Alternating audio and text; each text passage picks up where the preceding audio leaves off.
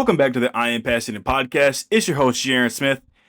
This is the time of year I was most happy for just because we've got NFL action tonight, and NBA started up earlier this week. You know, the MLB, which I understand I'm not the biggest baseball fan, but the World Series is going to start up very, very soon. Just great time of year for sports. The fall is my favorite time just because I think it's, just a great time overall, like in terms of weather. Like it's not too cold sometimes, it's not too hot, but I get it sometimes, like, yeah, it can be that cold. But I could definitely say fall is my favorite for two reasons. Number one, my birthday's October 3rd. Number two, sports.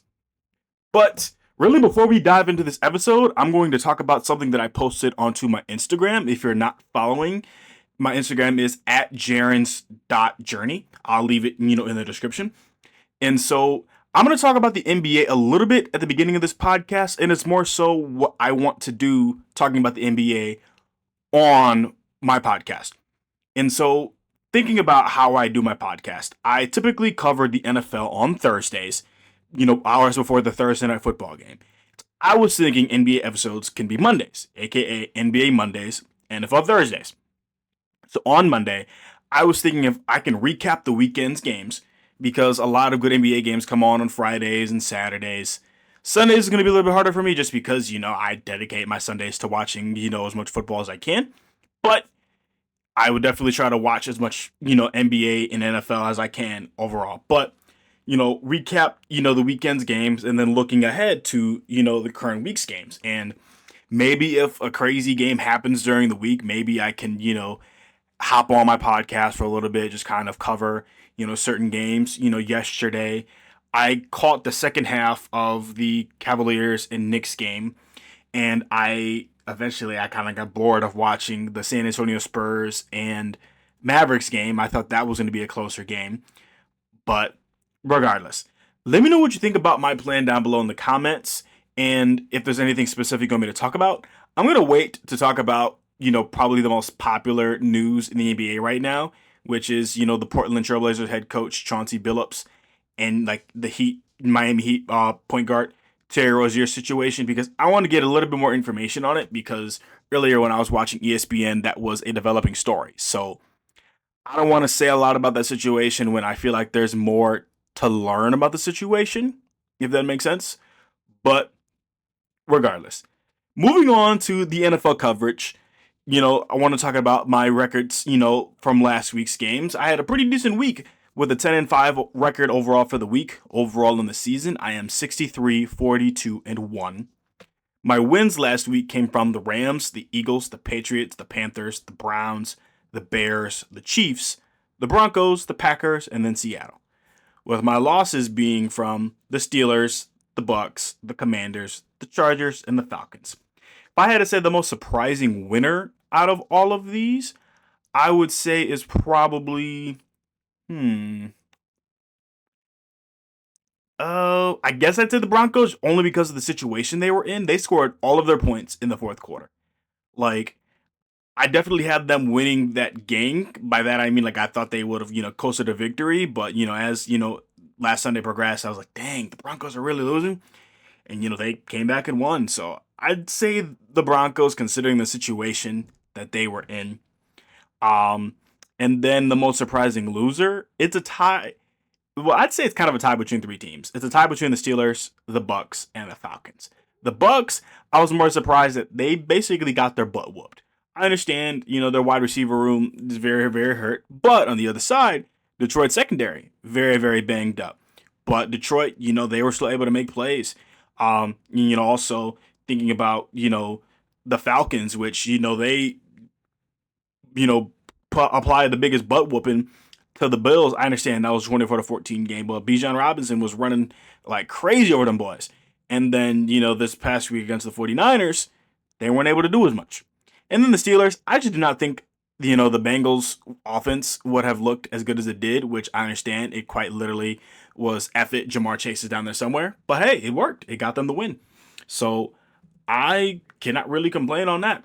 I'm not going to do my top 5 best games and worst games of the week because I don't know. I was sitting thinking about it and I just was like, I feel like this is not as good of a list as I could normally put together. But I'll put it like this.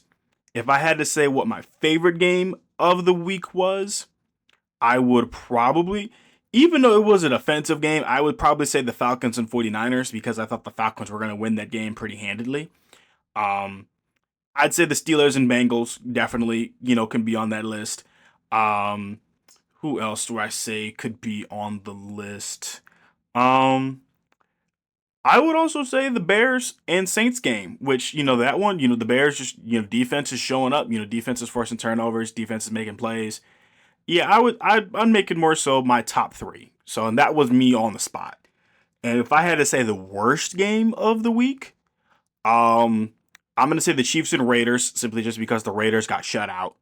Um, and then I'm going to say the Commanders and Cowboys, more so just because the Commanders I kind of thought the game was going to be close, but I did not think the Commanders were going to get their butts kicked. And I understand Jaden Daniels did leave the game from injury, but I just did not anticipate, I kind of thought, because the final score, I believe, was 41 to like 22, I believe, something along those lines. If the Cowboys scored 41, I would have thought the Commanders would have had at least 30. That's just my take. Um, so NFL Week 8 action in a couple hours. We have the Vikings versus Chargers. For the Vikings, I'd say this is a pretty important game because the NFC North, kind of like the start of last season, very competitive division where all the teams are just playing really good football right now. And I think in the NFC North, this is a division where if you fall too far behind, I don't really think you're going to be able to, catch back up. And so this is a big game for them. Well, the Chargers, they got their butt whooped against the Colts. They got their butt whipped. Like, it's one of those, when you look at the box score, you're going to see they lost by 2 touchdowns. The final score is 38-24. But that was a result of the Colts. They had a big enough lead. They're playing it safe. They're not allowing the big play. And then, just garbage time stats.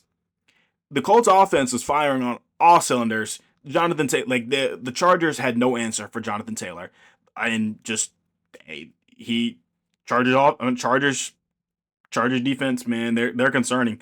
The start of the season, they were doing really, really great. They're just concerning these last couple of weeks. Um, so now who do I think is going to win this game? I feel like most people are probably thinking the Chargers are going to win this one. I do not. I'm going to pick the Vikings to win this one 23-20. I don't trust the Chargers defense right now, especially on a short week. I don't think the Vikings are going to look all that good either. I don't know if Wentz has any magic because I saw something on the NFL. I forgot what social media account, but it was an NFL, social media account that essentially Carson Wentz has not lost a football game on Thursday night, but the Vikings in their last few Thursday night games have not looked very good. But I think Justin Jefferson and Jordan Addison will have a decent game tonight against the Chargers, and I think the Chargers. I think they're going to have to ask themselves some serious questions. Bears versus the Ravens. This is the game that a lot of you are probably the most curious as to what I'm going to say. So many people are going to text me talking crap if the Ravens lose this game. My Uncle John would be the first one to talk about this. So I'm just going to tell you this right now, the next about minute or two. It's going to be a little sad, but it's going to have a kind of happy ending.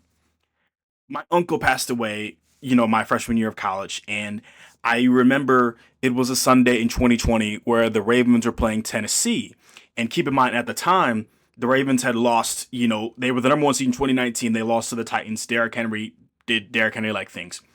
And so the Ravens, they started that game. They were looking really, really good. I'm thinking, they're going to get the win. Then the Titans start slowly crawling back. My uncle, he was the type to talk so much trash. He was. And that's me putting it lightly. That's just who he was as a person. I love him for it. And so he was calling me during that game. I'm like, man, I don't want to pick this up. He's just going to talk trash, man. I'm not trying to hear it. The Titans ended up winning that game. They won it in overtime off a Derrick Henry touchdown. And so, and after that, he was just, I got a couple of texts from him, next time he was, talking trash.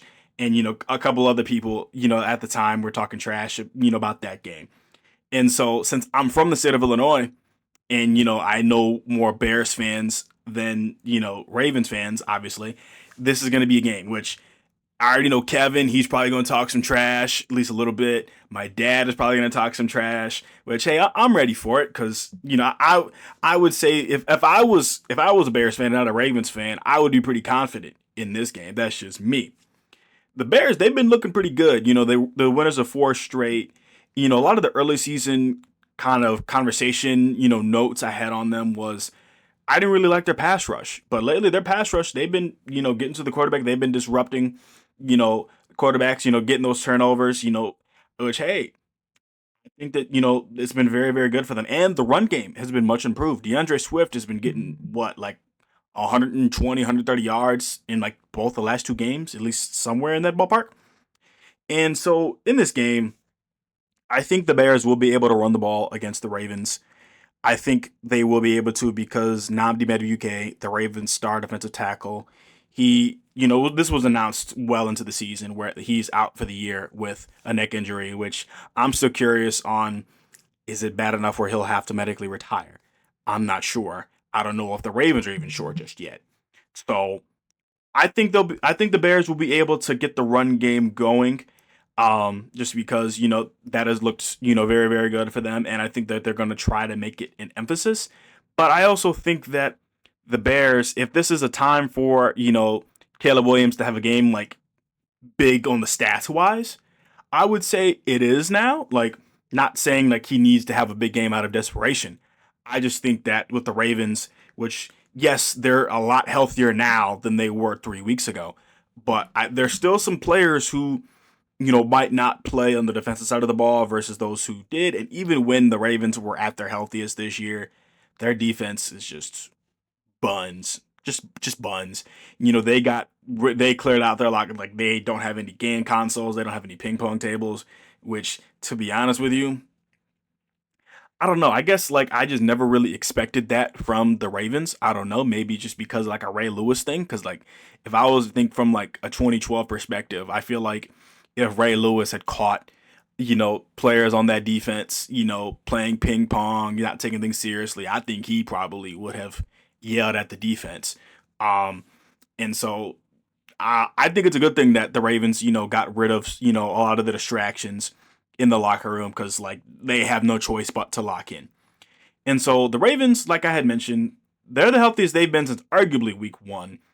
And so according to like the Baltimore Ravens like website, which every team has their own like website, blah blah blah, obviously. Like Ronnie Stanley, Roquan Smith, and many more, they've been practicing this week. Some have been, full-time participants. The biggest question is Lamar Jackson. I think the Ravens will win this game with Lamar Jackson. If they lose this game, I think it's because they won't have Lamar Jackson. Even though that it is still likely that he will play the game. And so this is the hardest game for me to pick this entire year. It is the hardest game. And like not even just because, I live in the state of Illinois and like I root for the Chicago Bears, but my childhood favorite team will always be the Baltimore Ravens. And for those of you who do not know, my favorite football player growing up was and still is Ray Lewis. He is my favorite football player. And also during my own football career, I played linebacker and I like to listen to, his like pregame speeches or like him running out the tunnel. And that just got me motivated as a former athlete and as just, a person in general. And so, Lamar Jackson, he's my second favorite Raven of all time. He is not my first favorite Baltimore Raven. Just because Lamar Jackson, with that process of, when he was getting drafted, the people wanted him to change positions. And, he stuck to being quarterback and hey, not bad for a running back. He's had a pretty good career. In which I had the thought because one of my friends had asked me, a few, I think maybe around the time of my birthday, why was I a Ravens fan? Because they had never formally asked me before. And then like I was like, wow, I just really have not really told all that many people. Like my family knew like why I was a Ravens fan. But like I would say a lot of my friends, I'd say it's more so 50-50. Which I understand, I get it. So man, that was a bad voice crack. But I think if Lamar does play, this is gonna be a good game no matter what. But cause I think it's gonna be a good game because the Bears have not played a quarterback like Lamar Jackson this year. They have not. They have not. Um, and so if Lamar Jackson does not play, then I think the Bears are gonna win this game as much as I want the Ravens to win. I'm gonna give two predictions. Um, Regardless if my first prediction's right, I'm gonna count it as a win. If it's not right, then I'll count it as an L. But I think if the Ravens have Lamar Jackson, they will get the win 27-24. But if Lamar Jackson does not play, I will say the Bears will get the win 31-23. I think my biggest question if Lamar Jackson does play is how much will he be able to be mobile, which I think he'll be able to surprise some people with how mobile that he will be. And I kind of just wonder what the Bears' game plan for him will be, assuming that he's fully healthy. Moving on to the Dolphins versus the Falcons. I don't have too much to say. The Falcons, they just have looked weird this season. I've been saying it all year. I've been saying it all podcast. Um, they looked really, really good against the Bills. But then last week, they just couldn't get anything going. But I think last week against the 49ers, you have to give their defensive coordinator his flowers, Robert Saleh. You have to. They've had the 49ers as a whole team, they've had so many injuries, mostly on the defensive side of the ball. By that, I mean like the huge impacting, like losing Nick Bosa, losing Fred Warner. That's just two just like insane injuries to even have. Like, don't get me wrong, their offense is beat up too, but you lose your arguably best two players on your not just even on your defense, but on your team. That's just insane. They have more rookies on their defense than they do players who aren't rookies, and their defense is still playing good, keeping them in football games. And so I think he deserves his flowers. I think he does. And so for the Dolphins, I don't have much to say because they might be in a fire everyone mode. And like, a lot of people on social media, they think that this could be like their head coach's final game for them. And if this game is bad, I think it could be. I think it could be. I think the only way that he saves his job a little bit longer is if they find a way to win this game. But I don't think the Miami Dolphins will win. Give me the Falcons to win 31-10.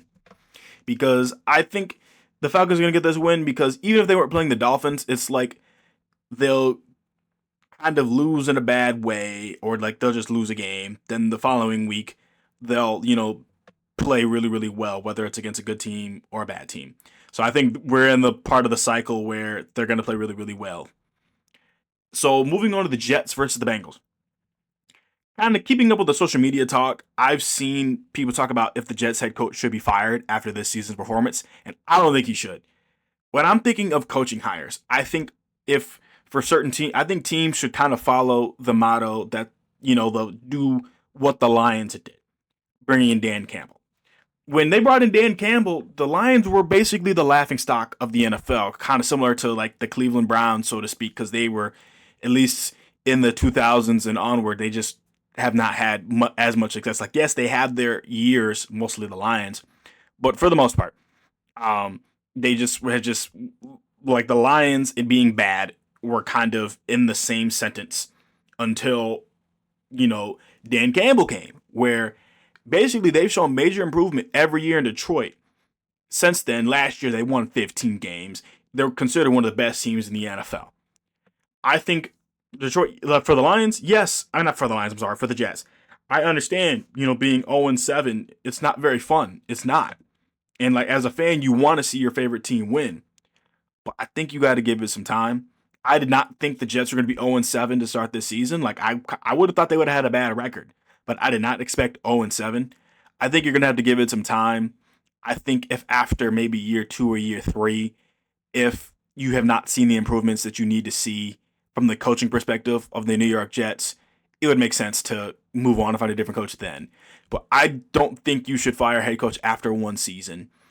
In this instance, I think the only head coach that in recent memory I can think of that got fired basically after one season, he even make it a whole season, was when the Jaguars had Urban Meyer. That was the only time where I'm like, yeah, it's justified. It's justified. That was the only time.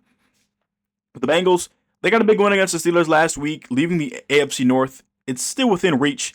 I understand the Ravens have a huge uphill climb to get back even into competing for the AFC North, but it still leaves the door open a little bit. Like the door is not locked.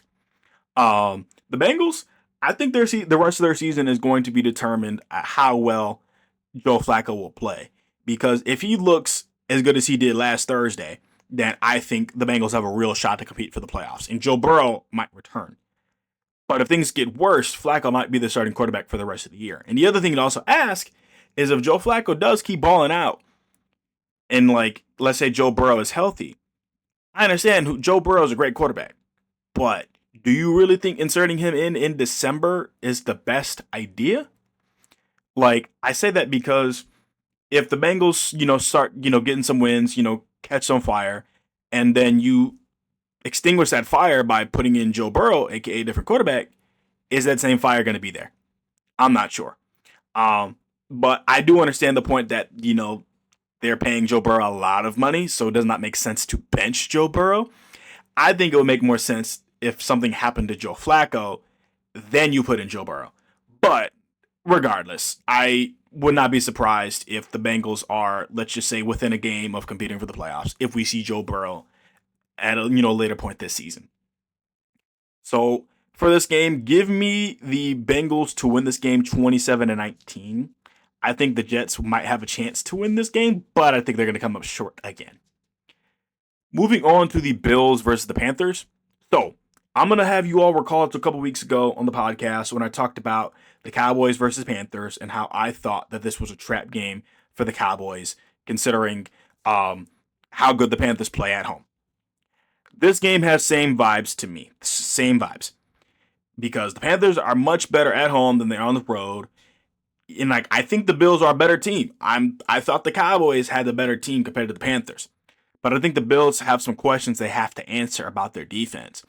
I think if the Panthers are able to kind of tap into the run game that they've had going the past couple of weeks, I think that they can make this a very upsetting game for the Bills. But I do think for the Bills, their bye week has came at a perfect time. I mean, they lost 2 straight. They're able to get healthy. Who knows? They might be able to have Ed Oliver and Matt Milano back, for this game, which they do make a huge difference for that Bills defense, specifically their run defense. But I'm going to pick the Bills to still win this game, 28-21. I think Josh Allen is going to have a good game, even though the Panthers have a good passing defense. Moving on to the 49ers versus the Texans.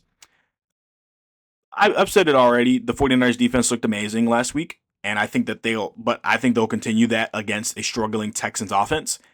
And with all the injuries to the 49ers on offense, I still feel like they simplified the offense a little bit. Like Christian McCaffrey, even though that he was heavily involved when the offense was fully healthy, I think the offense, I think it's simple. I think their game plan isn't too complex. Like they're not asking for Mac Jones to reinvent the wheel.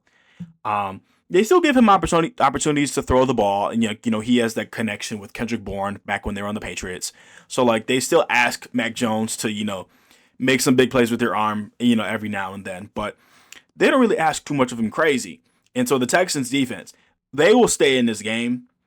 They will. They stayed in the game on Monday night again at midnight against Seattle because I was half asleep during that game, and then Will Anderson got the sack in the end zone on Sam Darnold, and that led to a touchdown. That helped them stay in that game, which I believe Seattle had a few turnovers that night, but their offense just could not really do much with it. And so here's my hot take. Well, this might not even be a hot take. If I was the Texans, I would try to give more carries to their running back Woody Marks, who I believe was on USC last year. He just looked better to me last week against Seattle compared to Nick Chubb, in which it makes me sad saying he looks better than Nick Chubb just because Nick Chubb has gone through a lot of injuries and he's just not the same player anymore. But I think the 49ers are going to get a close win. Give me them 20-14. Moving on to the Browns versus Patriots. Before we talk about them, let me know how your fantasy football teams are doing if you do fantasy football. I have 3 teams this year, which I will talk about them, my fantasy football teams, probably on my Instagram, just to, use that to promote this podcast episode. So check out the Instagram post if you're more curious about my fantasy football teams. But for the Browns and Patriots are leading the division. Early in the season on this podcast, I kind of was like, I'm not very high on the Patriots because of how they were talked about in the offseason. And right now, they're balling. They're balling. They're one of the best teams in the AFC right now, and they have definitely proven me wrong, in which I at least tried to have the mentality of that, it's going to take at least 4 games to be like, okay, this is who we are. This is who we aren't. This team is good. This team's not good. But I do think the NFL is still kind of in a weird state of like you have good teams losing to bad teams, and then you have, you know, like good teams just look like the complete opposite of themselves. Like I thought the Bucks and Lions game would have been much closer. Kevin predicted that game correctly. He really did. He really thought the Lions were gonna beat the Bucks. I don't know if he thought with ease, but at least that's kind of the vibe I had got from it. But regardless, he was right. And so I think the Patriots, they've got a good chance to keep their division lead. Their early November schedule is a little bit tough, but kind of closer to Thanksgiving, the schedule does get a bit easier before going through December. Drake Mill has been playing well. The team has been playing well as a whole. And then going to the Browns, their rookie class is very good. I think Judkins, I think he's going to have a bright future in this league and will continue to prove as the year goes on. But I think the Patriots are going to stack the box against the Browns, forcing Dylan Gabriel to beat them with his arm. And so I think if Dylan Gabriel does not have a good game, this can get out of hand really, really quickly. I think the Patriots are going to stack the box. Give me the Patriots to get the win 30-13.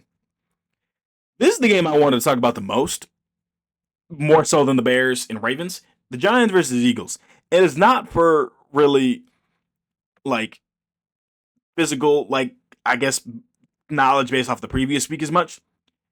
I have more to say about the Eagles than I do the Giants. I understand the Eagles need pass rushers. Jaren Smith retired earlier in the year, which was unexpected. But I did not like that Brandon Graham came out of retirement. And I think Brandon Graham was always a great player. And I think even before he retired, I think he had an amazing career.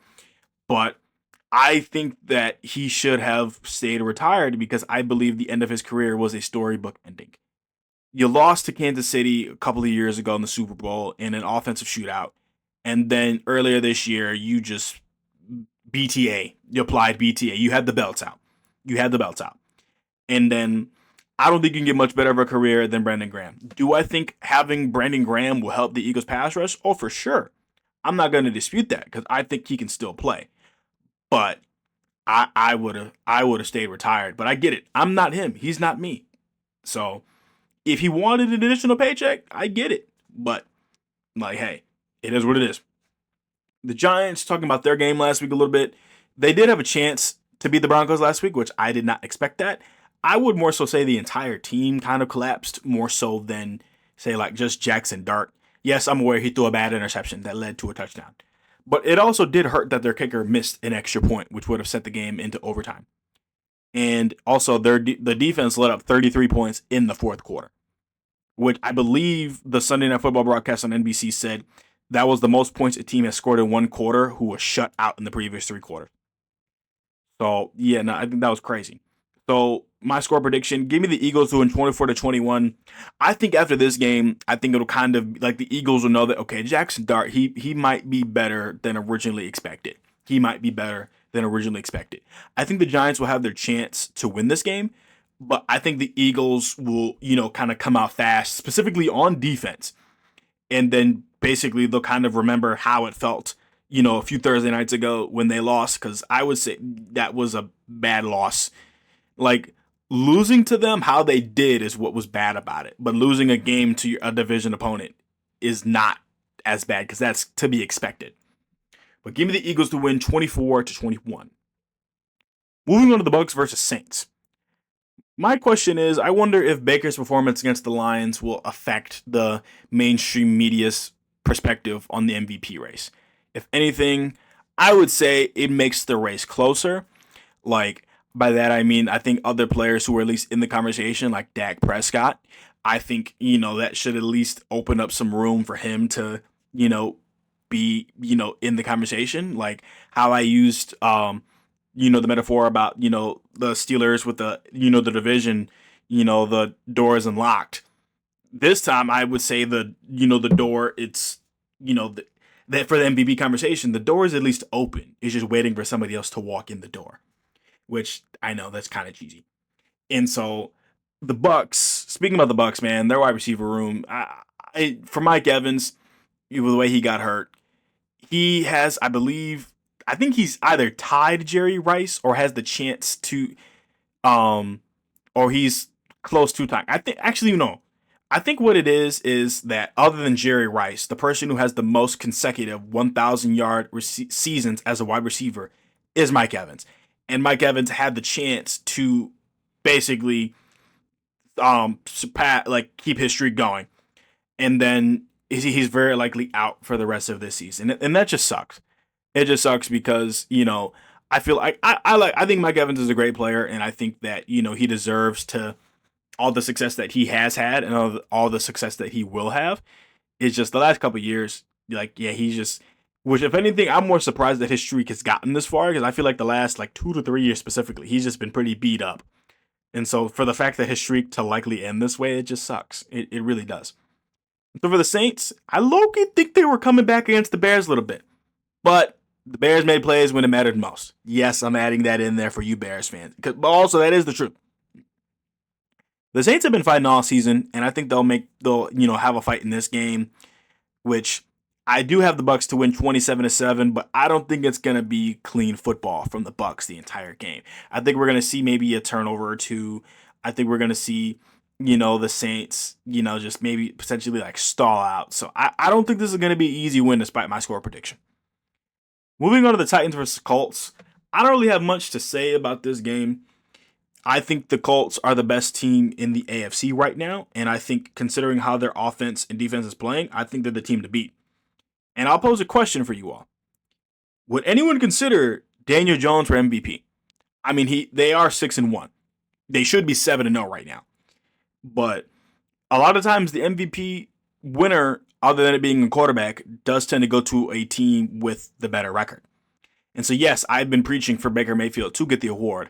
But using that logic of how the NFL tends to give the MVP award, if the season ended right now, and Daniel Jones does have some pretty good stats, you likely would at least have to give Daniel Jones some credit, even though that based off of how the media has been talking about Baker Mayfield, myself included, I'm sure the NFL would likely give the award to Baker Mayfield. And so the Titans, I'm also just curious about who their next head coach is going to be. I'm very, very curious. But give me the Colts to win this game 35-14. Cowboys versus Broncos. This is one of the games I'm most excited about. I wonder if the Broncos defense is going to slow down the Cowboys offense. I mean, the Cowboys got the number one offense in the NFL. George Pickens playing like a madman. By that I mean in terms of putting up crazy stats. CeeDee Lamb, one of the best receivers in the NFL. Broncos, they just have good defense because, my Defensive Player of the Year prediction winner was Nick Bonito on the Broncos. So we'll say the potential Defensive Player of the Year this year and then last season's Defensive Player of the Year. So, but regardless, I wonder if the Broncos are going to be able to slow them down. I think that they can, but it's going to be very hard to slow down, the Cowboys passing offense for an entire game. But I think the bigger question is, will the Broncos offense put up big numbers? Yes, the Cowboys defense has been improving, but I think with a team like the Broncos, I think they have the chance to put up some points and put up some points in a hurry. Give me the Broncos to win a close one, 34-27. For our next game, Sunday Night Football, we have the Aaron Rodgers Bowl, the Packers versus the Steelers, which, also ironically was Super Bowl in 2010. So Steelers quarterback Aaron Rodgers has the chance to be the fifth quarterback to have beaten every NFL team. The other quarterbacks on that list are Brett Favre, Peyton Manning, Drew Brees, and Tom Brady. Here's my biggest thing about the opportunity Aaron Rodgers has. If the Steelers lose this game, I'm not sure he's going to have very many other chances to beat the Packers just because he is on the tail end of his career and he has had some injuries. So I don't think he's going to play as long as, say, Tom Brady did. So if he does not beat the Packers, he might not have another shot. Tom Brady, for example, on the Bucs, the following year after they won the Super Bowl, he did play the Patriots. He only played the Patriots once, but he did get the win. And so the thing is, if the Patriots did not, if the Buccaneers did not beat the Patriots, Tom Brady would not be on this list, obviously. So I don't know if it's a cool thing to be a part of this because there's a couple other current quarterbacks in the NFL who are very close to this. But The Packers last week, they were in a close game against the Cardinals, and I think one of the weaknesses of their team, I don't really trust their outside corners. By that I mean, I think they're good. I just think they're not as consistent to, win on the outside against top tier wide receivers. That is my concern. That is my concern. The Steelers offense last week, they looked good against the Bengals. Yes, I was wrong in my prediction when I thought the Steelers were going to take better care of the football. But that first interception, I would say, is more Aaron Rodgers' fault. That second one, I forgot the player on the Bengals who got that interception, but he quite literally took Debo's chain. Not Debo's. He quite literally took DK's chain. He quite literally took it. He really did. And so I'm going to pick the Steelers to actually win this game because I think DK Metcalf is going to have a big game, 27-21. My final game, Monday Night Football. Only got one game this week.